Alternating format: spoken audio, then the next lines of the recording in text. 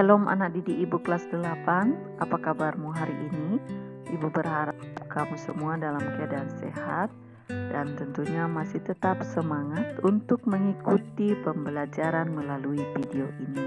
Bertemu kembali bersama saya Ibu Silitonga dalam video pembelajaran Pendidikan Agama Kristen dan Budi Pekerti. Dalam video kali ini kita telah memasuki bab terakhir di kelas 8, yaitu bab 15 dengan judul Allah tetap bekerja. Sebelum memasuki pembahasan materi, kita berdoa terlebih dahulu. Ibu yang akan pimpin dalam doa. Marilah kita berdoa. Allah Bapa kami yang bertata dalam kerajaan sorga, terima kasih Tuhan buat cinta kasih Tuhan dan penyertaan Tuhan yang masih kami rasakan hingga pada saat ini. Dan pada saat ini Bapa, kami akan memulai pembelajaran kami melalui video ini. Kiranya Engkau memberkati anak didik kami yang belajar dari rumah, dan Engkau memberkati hamba yang memberikan pengajaran. Di dalam nama anak-Mu Tuhan Yesus kami berdoa dan bersyukur. Amin. Yang menjadi bahan kitab kita untuk materi bab 15 ini tertulis dalam Roma 8 ayat 26 sampai 39. Dan 2 Korintus 11 ayat 23b sampai 27.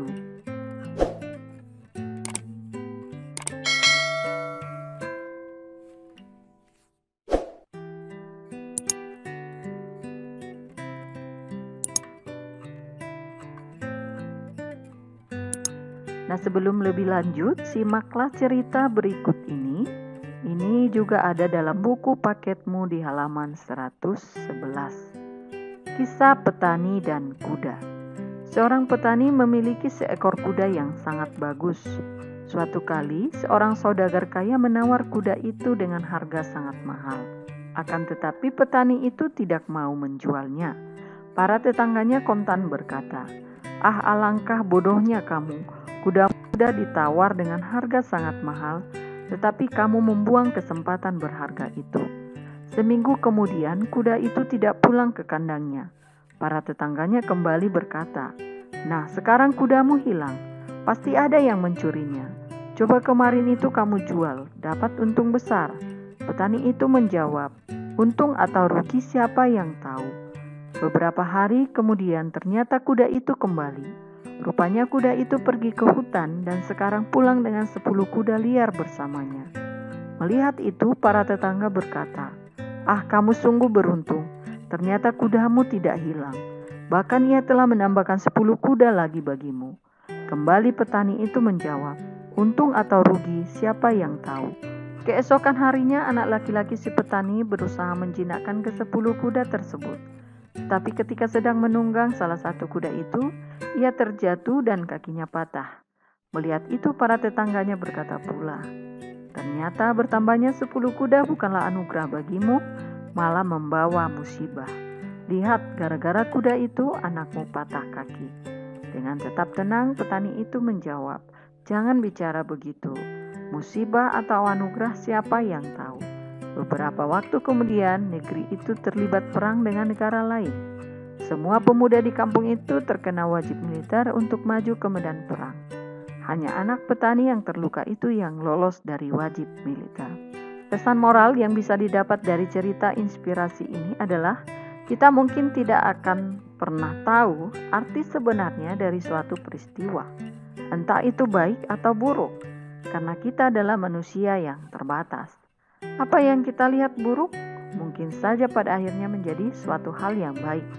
Oleh karena itu, jangan langsung menilai sesuatu kejadian itu baik atau buruk. Ada baiknya kita untuk mengambil pelajaran dari setiap kejadian yang telah terjadi dalam hidup kita. Karena apa yang tampaknya sebagai ujung jalan, kadang hanya sebuah belokan. Masih ada jalan kelanjutannya. Begitu juga setiap peristiwa yang kita alami biasanya akan diikuti oleh peristiwa-peristiwa lainnya. Allah tiada henti bekerja. Kita akan belajar dari kisah Paulus. Paulus adalah seorang pekabar Injil yang sangat gigih. Untuk mengabarkan Injil itu, ia banyak sekali mengalami rintangan dan cobaan. Baik dari dalam dirinya sendiri berupa penyakit yang dideritanya, maupun cobaan dan tantangan dari luar dirinya, berupa berbagai kesulitan dan penganiayaan hebat yang harus ia alami. Dalam suratnya yang ditulis kepada jemaat di Korintus, ia menulis, "Aku lebih banyak berjerih lelah, lebih sering di dalam penjara, didera di luar batas, kerap kali dalam bahaya maut. 5 kali aku disesa orang Yahudi, setiap kali 40 kurang 1 pukulan. 3 kali aku didera, 1 kali aku dilempari dengan batu, 3 kali mengalami karam kapal, sehari semalam aku terkatung-katung di tengah laut. Dalam perjalananku, aku sering diancam bahaya banjir dan bahaya penyamun, bahaya dari pihak orang-orang Yahudi dan dari pihak orang-orang bukan Yahudi, bahaya di kota, bahaya di padang gurun, bahaya di tengah laut, dan bahaya dari pihak saudara-saudara palsu. Aku banyak berjerih lelah dan bekerja berat. Kerap kali aku tidak tidur, aku lapar dan dahaga. Kerap kali aku berpuasa, kedinginan dan tanpa pakaian." Ini bisa kita baca dalam 2 Korintus 11 ayat 23b sampai 27. Allah turut bekerja. Bisa kita bayangkan betapa beratnya perjuangan pelayanan Paulus. Akan tetapi ia tidak pernah putus asa ataupun kehilangan semangat. Paulus tetap tegar dan teguh dalam pelayanannya. Apa yang membuatnya demikian? Tidak lain, Paulus sangat merasakan bahwa Allah turut bekerja dalam segala kesusahan dan derita yang dihadapinya untuk mendatangkan kebaikan. Itulah sebabnya ia pun menulis, "Kita tahu sekarang bahwa Allah turut bekerja dalam segala sesuatu untuk mendatangkan kebaikan bagi mereka yang mengasihi Dia, yaitu bagi mereka yang terpanggil sesuai dengan rencana Allah." Bisa kita baca dalam Roma 8 ayat 28. Allah turut bekerja dalam segala sesuatu untuk mendatangkan kebaikan kita, yaitu bagi orang yang mengasihi Dia, yaitu bagi mereka yang terpanggil sesuai dengan rencana Allah. Jadi agar Allah bekerja dalam segala sesuatu untuk mendatangkan kebaikan kita, kita juga harus aktif. Tidak boleh hanya berpangku tangan, tetapi kita harus menunjukkan bahwa kita mengasihi Allah. Dalam segala sesuatu, artinya dalam segala keadaan, baik dalam keadaan suka maupun duka, baik dalam keadaan sukses maupun gagal. Tidak hanya ketika hidup kita senang dan berkelimpahan, tapi juga ketika hidup kita menderita dengan rupa-rupa masalah dan cobaan. Allah bekerja dalam semua keadaan itu untuk mendatangkan kebaikan. Nah, anak didik ibu semua, agar Allah turut bekerja untuk mendatangkan kebaikan kepada kita, kita tidak boleh berpangku tangan. Kita harus aktif menunjukkan bahwa kita mengasihi Allah. Nah, sekarang kita lihat bagaimana kita mengasihi Tuhan dan apa yang kita lakukan. Yang pertama, kita akan sering-sering mengingat Dia dalam keadaan apapun dan ketika sedang melakukan apapun. Bangun tidur misalnya, sebelum melakukan apa-apa, kita ingat Tuhan dan berteluh berdoa. Saat hendak tidur, kita juga ingat Tuhan, lalu kita berdoa. Saat beban kita tengah dilanda susah dan sedih, kita ingat Tuhan. Kita akan terhibur dan dijaga dari keputusasaan. Mau mencontek atau melakukan tindakan tercela lainnya, ingat Tuhan. Sehingga kita pun jadi dijaga dari perbuatan tersebut. Yang kedua, mengasihi Tuhan juga berarti menghargai setiap pemberiannya. Ada banyak pemberian Tuhan dalam hidup kita.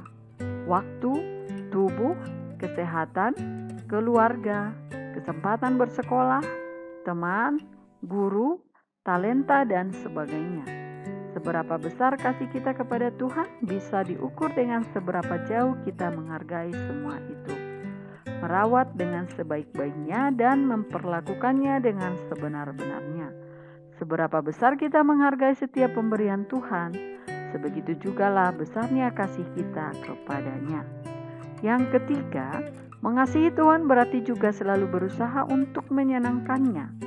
Kalau misalnya kita tahu Tuhan akan senang kalau kita menjadi pelajar yang rajin, guru yang bertanggung jawab, pekerja yang jujur, pemimpin yang bebas dari korupsi dan kolusi, anak yang berbakti kepada orang tua, teman yang ramah dan selalu bersedia membantu orang lain, sahabat yang bisa dipercaya, orang Kristen yang setia dan bertanggung jawab dalam pelayanan.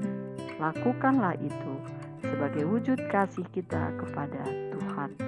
Begitulah sikap seseorang yang mengasihi Tuhan. Jadi kalau kita sudah melakukan hal itu semua, maka janji Tuhan Dia akan bekerja dalam segala sesuatu untuk mendatangkan kebaikan bagi kita. Artinya, Tuhan tidak akan mengecewakan orang yang selalu berusaha menunjukkan kasih kepadanya, dalam ucapan maupun dalam tindakan sehari-hari. Nah, anak didik ibu semua, itulah pembahasan materi kita untuk bab 15 ini. Sekarang kita masuk ke evaluasi tugas pengetahuan. Kamu kerjakan evaluasi dari buku paket halaman 117 dan tugas keterampilan, buatlah grafik hidupmu pada halaman 114. Kamu bisa lihat contohnya di halaman 115.